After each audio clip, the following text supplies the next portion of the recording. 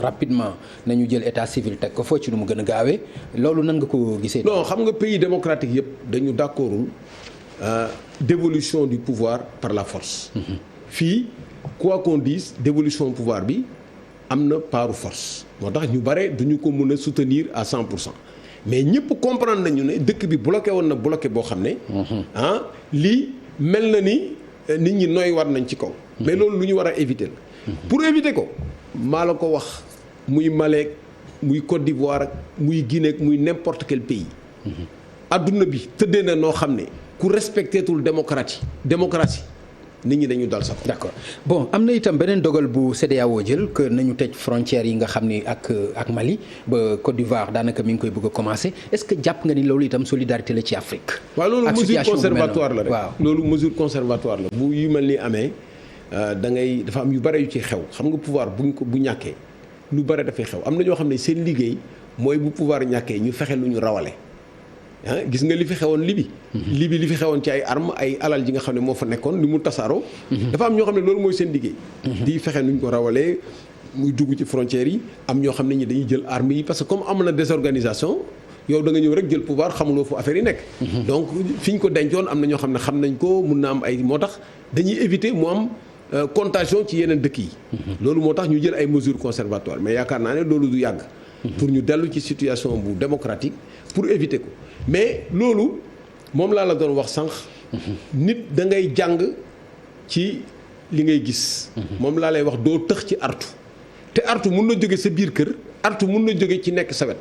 boo gisee ki nekk sa wet mu def dara jigu ko war ngaa xam ne lii boo ko defee peut-être mun na laa bañ a jig donc lii leçon la et c'est une chance bu nga xam ne ñi nga xam ne. lan la ci Sénégal mën a jàng. pour waaw mooy lan la ci Sénégal ak ay élitam mën a jàng. élitu Sénégal li ñu ci war a mën a jàng rek mooy que aujourd'hui peuple yi commencé nañu yeewu bu baax yeewu nañu bu baax léegi.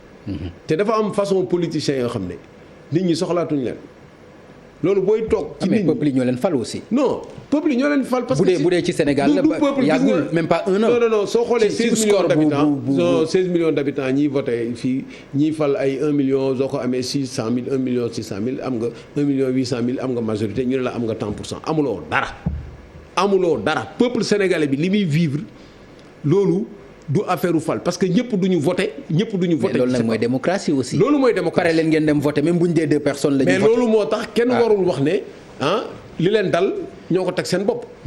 waaye teguñu ko seen bopp système bi ñu leen wéer peut-être sax conscient wuñu pour ñoom nekk président la da ngay def liggéey et tout mais léegi de plus en plus surtout les jeunes dañuy rendre compte ne ni ñuy transmettre pouvoir bi dafa war a respecter ay règles.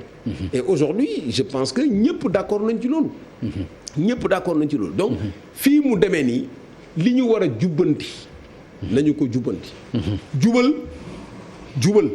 alalu réew mi ñu jox fexe ba waa réew mi jot ci. loolu dafa am solo koom-koomu réew mi président de la république dafa am plan pour redresser Sénégal na génne plan bi nit ñaa ngi bëgg a dee. mbas mi mesure yi mu ci jël fi mu jëm neexul nañu changer mesure yi ñun loolu la ñuy waxuñu leneen. changer mesure yi mbas yi jël mesure yi ñu war a jël. deuxièmement ñu jël économie bi teg ko foo xam ne fii en fonction de la crise ñu génne situation boo xam ne nit ñi dinañ noyyi tuuti. d'accord ñetteel bi mooy ñu fexe ba nit ñi alal bi ñu am ñu mun cee jot. d'accord su ma la déggee nga wax économie kon yow doo militant wu confinement ci mbas mi. non confinement conséquence su situation mbas la. confinement mooy nga jël nit ñi dajal foo xam ne fii du ñu lawal feebar bi mais balaa ngaa dajale ay nit yu lawal feebar bi mu nekk nit ñoo xam ne ñii am nañu feebar bi wala risqué nañu am feebar bi wala seen circulation mun nañ dem jëli feebar bi te amuñu ko woon.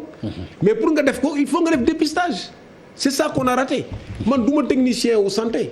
sama parti am na ay techniciens wu sax te liggéey nañ ci mbas mi li ñu liggéey ci mbas mi je pense que ñi ko ci liggéey barewul bind nañ ci yu bare suivre ko mais approche scientifique bi mais am na ñoo xam ne ay médecins lañu dañu jaaxle le 11 mai bi ñuy publier liste yi di wax am nañu 177 cas ni am na relâchement na nit ñi gën a respecter mesures yi ci ngoon si le président jël mesure ne léegi affaire mbas mi il faut apprendre à vivre avec le virus et cetera mais depuis 11 mai léegi yéen a gis li xew. mai juin juillet août mais yemul ci loolu bi mu waxee loolu aussi daf ci teg nii mais mënuñu rek topp mbas mi économie réew mi aussi dafa am solo. loolu léegi nag aussi day yokk na ko ci perte wax na ko. day perte mbubb perte ceen léegi perte na économie perte na mbas mi ñaari bataay yëpp la perte. léegi ban la ci réglé kan moo mun a am ci aqulaay talaam ne président Macky Sall réussir na gestion mbas bi kenn mënu ko wax kan moo mun a wax ne ci aqulaay taalam président de la république réussir na relance économique bi wala sax mu ngi ci tànku réussir relance économique bi mais loolu boo amee ci réew mi ñu naan woy bàyyi leen ko mu liggéey parce que mbas mi nii ku mu mun to dal mais man ne la du loolu réer affaire responsabilité la bu ñu demee ba ci kanam fii ba nit ñi am situation am lu ñu lekk amatuñu liggéey bu boobaa lu nekk mën na cee am. te da nga ci am njort bu ñaaw ci ëllëg bi. looloo tax may sonn nii ndeysaan man loolu rek moo tax may sonn nii. da nga ci am njort bu rafetul mais dama ci gis nga ñun suñu liggéey. da nga ci gis ay ëllëg yoo xam ni. ma ne suñu liggéey xeltu la xeltu. waaw ñun suñu àdduna yëpp dañuy xool mbir yi. di ci ëllëg boobu lan la mën a jur pour réew mais loolu laa gis man loolu moo ma tiital boo gisee may li wolof di wax mbel yi di dugg ci rajo yi di wax ak yooyu mais dama tiit rek dama gis fi ñu jëm te jëmul kër ma bëgg sama réew bëgg ñu changer ko loolu moo ma yëkkati mais am na ñoo xam ne ñu naan oui président gars yi dañ la compte dañ la bëgg nii dañ la def nii moytu leen ñii mu def nii ñii kii da nga war a dagg bopp bi kii da ngay dagg laaf bi patati patata parce que ñii dafa am yu ñu lay préparé am na ñuy préparé soulèvement am na yi mais loolu ñiy déglu ñi lay riitil xam nga boo yoree pouvoir dafa am ñoo xam ne dañ lay riitil loo wax moom la ñooñu boo leen di déglu doo defar réew dafa am foo xam ne boo fa tolloo sa responsabilité la da ngay jël sa responsabilité nga defar réew mi mais loolu la Macky Sall président Macky Sall war a def ñun loolu lañ ci am mais ñun expérience bi ñu gis Sénégal ak Sénégal ni muy dundee ak nit ñi ñun ñun on est des hommes d'État du ñu ñëw fii ne dañuy def nit ñi def leen soulèvement jaxasoo def lii parce que nit ñi mer nañu ñu utiliser seen mer pour indi ay trouble ci réew mi loolu du suñu rôle mais suñu rôle c'est d'alerter mais munoo tëx ci artu ba pare nga da ngay réussir munoo tëx ci artu yi ñuy artu président daf ko war a dégg c'est une obligation parce que moom la ñu élire mais loolu mooy wax ji mais déglu ay ñoo xam ne ñii ñoom seen i poste la ñuy sauvegarder loo wax ñu ne la gongo boo waxee A ñu ne A boo waxee B ñu ne B. parce que ñoo far ak moom aussi. mais loolu du far. boo faree ak nit da nga koy wax dëgg. ñoo far ak moom aussi. boo faree ak nit da nga koy wax dëgg.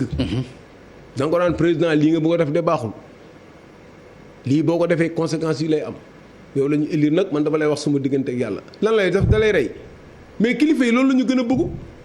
man nekk naa ci position yoo xam ne dama daan gis ku ñëw di la wax yoo xam ne dama ko naan sawaay yow ku la déglu nga toj réew mi. waaw mais mën nga ko nangul itam bonne foi am jàpp ni am na yéene li dal ci kawam lu la bett man la. waaw mais bu la bettee ba pare nga bàyyee ko dañ la koy wax lu la bett da nga war a dëgër waaye laisser deux bàyyi rek amatul benn mesure aujourd'hui bu ministre de l'intérieur ne bu ministre bi ne waa dem bu leen dem tabaski jëm leen toog tout ça ministre de l'intérieur nañu yokk mesures yi kii ne nañu wàññi kenn xamatul kuy diriger kenn xamatul ñun ñëpp ñu topp rek di ko déglu fan la ñu jëm ba mu yeewuñu parce que ngelaw biy dugal xob ci pax génnewu ko ci mais c'est ça la politique objectivement.